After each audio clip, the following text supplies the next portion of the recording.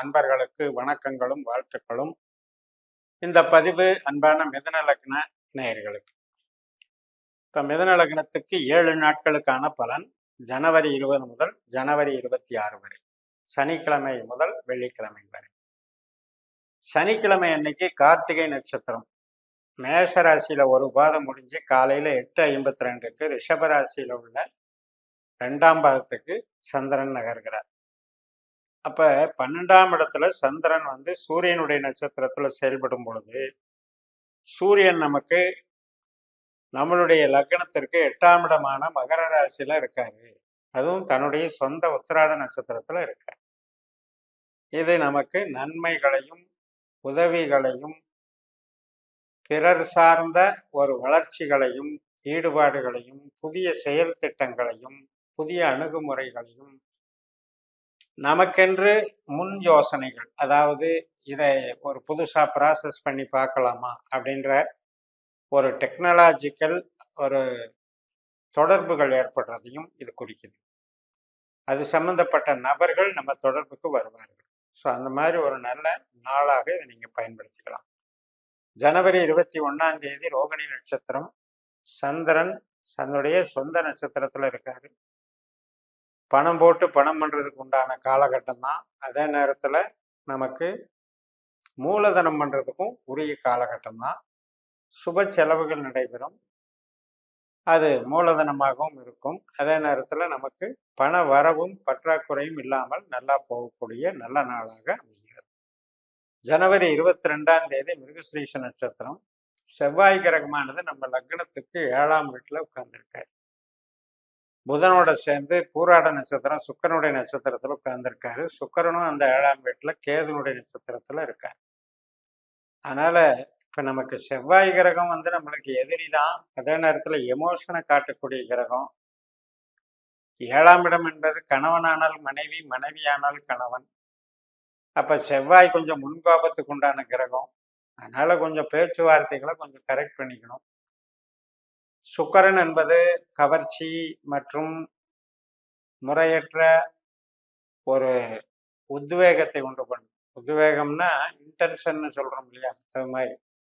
அப்போ இந்த செவ்வாய் புதன் சுக்கரன் இணைவு இப்படி இருக்கிறது உறவு சார்ந்த விஷயங்கள்ல பொறுமையா போகணுங்கிறத காட்டுது.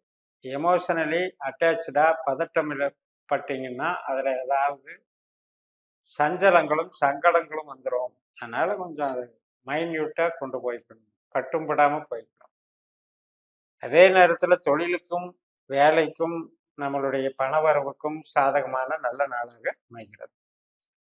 ஜனவரி 23ஆம் தேதி திருவாதிரை நட்சத்திரம், நம்ம லக்னத்துல தான் சந்திரன் ராகுனுடைய திருவாதிரை நட்சத்திரத்துல போறார். ராகு 10ஆம் வீட்டில் புதனுடைய நட்சத்திரத்தில் உட்கார்ந்து புதன் 7ஆம் வீட்டில் இருக்கிறதுனால கூட்டு தொழில், கூட்டு ஒப்பந்தங்கள், கான்ட்ராக்டு மற்றும் நம்ம சொந்த தொழிலாகவே இருந்தால் கூட நம்மளுக்கு அதில் ஒரு புதிய முயற்சிகள் எடுக்கிறது, புதிய நபர்களை சந்திக்கிறது, இது போன்ற நிகழ்வுகளில் நன்மைகள் நடக்கும். தொழில் பலம் கூடக்கூடிய அற்புதமான நல்ல நாள், நமக்கான அங்கீகாரம் கிடைக்கக்கூடிய ஒரு சிறப்பான நாளாக அமைகிறது. ஜனவரி 24ஆம் தேதி புனர்பூச நட்சத்திரம், குருனுடைய நட்சத்திரம். குரு நமக்கு லாபஸ்தானத்துல கேது நட்சத்திரத்துல இருக்கிறதுனால நம்ம எதிர்பார்த்தபடி நம்மளுடைய மூத்த சகோதர சகோதரி அவர்களுடைய ஒரு வளர்ச்சி என்பது நம்ம எதிர்பார்க்கலாம் நண்பர்கள் வழியில. அதே நேரத்தில் எதிர்பார்த்த செய்திகள் நல்ல செய்திகளாக வரும். இப்போ நமக்கு ஏதாவது ஒரு வகையில் பூமி, வாகனம், வீட்டுக்கு தேவையான பொருட்களின் ஆதாயங்கள் இவையெல்லாம் கூட கிடைக்கக்கூடிய நல்ல நாளாக அமையும். ஜனவரி 25ஆம் தேதி பூச நட்சத்திரம், சந்திரன் 2ஆம் இடமான கடகராசியில சனியோட நட்சத்திரத்துல போறாரு. சனி நமக்கு 9ஆம் இடத்துல இருக்கு. அதனால உறவுகளுக்கு நல்லா இருக்கு. பூர்வீகம் சார்ந்த வேலைகள், கோயில் சார்ந்த வேலைகள், குலதெய்வ கோயில் மற்றும் ஆராய்ச்சி கல்வி, ஒருத்தரை போய் சந்திக்கிறது, இதுக்கெல்லாம் நல்லா இருக்கும். கல்யாணம் நாள் பார்க்கறது, கல்யாண வரன் பார்க்கறது, குழந்தை பிறப்பு, இதுக்கெல்லாம் நல்லா இருக்கும். ஆனால் நம்ம 2ஆம் இடம் அப்படிங்கிறது பேச்சில் கொஞ்சம் கவனம் செலுத்தணும். பணம் சேமிப்புலையும் கொஞ்சம் கரையக்கூடிய நாளாக இருக்கிறதுனால அதில் நம்ம கொஞ்சம் சிக்கனமாக இருந்து பழகிட்டோம்னா அந்த செலவுகள் இல்லாமல் பார்த்து.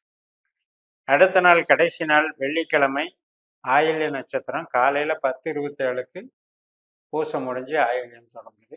புதனுடைய நட்சத்திரம். புதன் செவ்வாயோட சேர்ந்து சுக்கிரனுடைய நட்சத்திரத்தில் இருக்கிறதுனால இந்த நாளுமே கூட நம்ம பழகுற விதத்தில் கணவன் மனைவி உறவில் மற்றும் நட்பு வட்டாரங்களில் ஆண் பெண் உறவில் கொஞ்சம் கவனம் செலுத்தணும். செவ்வாய் சுக்கிரன் சேர்க்கை, அது செவ்வாய் சுக்கிரனுடைய நட்சத்திரம் பெறுதல், இதெல்லாம் கொஞ்சம் அந்த பருவ வயது கிளர்ச்சிகளில் பிரச்சனைகளை ஏற்படுத்துங்கிற ஒரு கான்சியஸை மட்டும் ஏற்படுத்திக்கோங்க.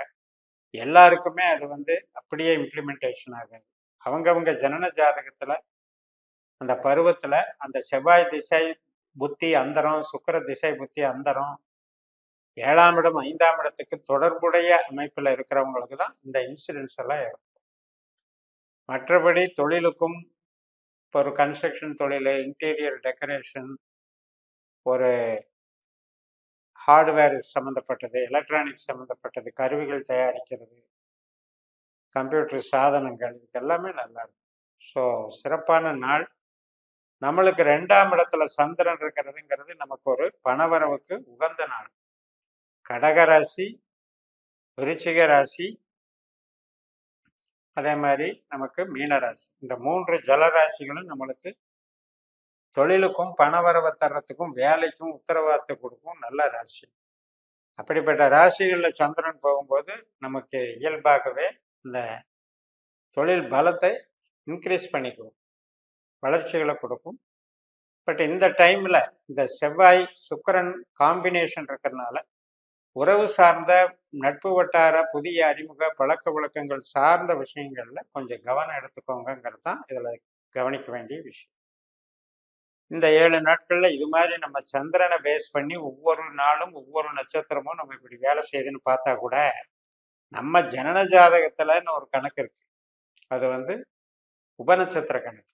அப்போ நம்ம பிறந்த லக்னத்தை அடிப்படையாக வச்சு 12 உபநட்சத்திர அதிகாரிகளை தெரிஞ்சுக்கிட்டோம் அப்படின்னா ஒவ்வொரு நாளும் வரக்கூடிய நட்சத்திரம் நமக்கு எந்த பாவத்திற்கு இயங்கக்கூடிய கிரகம் என்பதை புரிய வைக்கும்.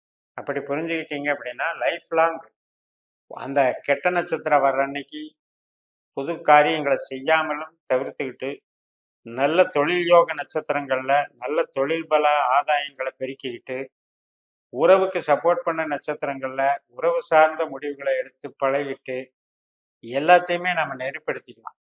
எந்த நட்சத்திரங்களை பயன்படுத்தால் எந்த காரியத்துக்கு சாதகமாக இருக்குங்கிற உண்மை இந்த பாஸ்கர அஸ்ட்ராலஜியில் நவீன நட்சத்திர ஜோதிட சூத்திர முறையில் நம்மளுக்கு எளிதாக புரியும்.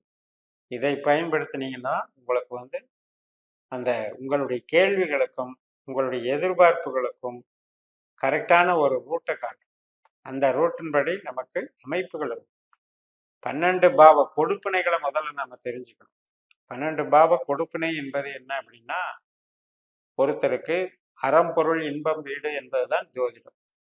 அறம் என்பது ஆயுள், ஆரோக்கியம், தர்மம்.